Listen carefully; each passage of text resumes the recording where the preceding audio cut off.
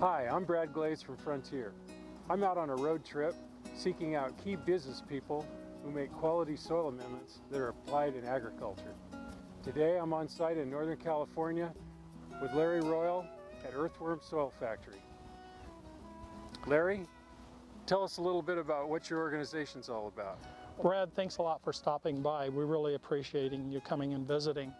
Here at Earthworm Soil Factory, we use two methods of creating soil amendments for the agricultural community. We do both thermophilic composting as well as vermicomposting. The vermicomposting is using earthworms to break the organic materials down even further by putting them through the gut of an earthworm. And it's amazing what this little critter does, but we've discovered that they actually will help change the structure of that organic material to produce highly beneficial microorganisms that, once placed in the soil, helps the soil to access the nutrients that are normally bound up. So our key ingredient is to be able to take waste, we call it, which would normally go to the landfill, and turn it into healthy people. And the way it's turned into healthy people, as you know, is for the agricultural community to start looking at a program where that they're not using things by just feeding the plant, but by building up the soil. And so our soil amendment products that we're developing and have developed are keyed in on building the balance necessary for healthy plants. And we know this, that once that we have a healthy soil, it's going to be a lot easier to grow healthy plants. And if healthy plants are there, then they're generally going to have a healthy crop.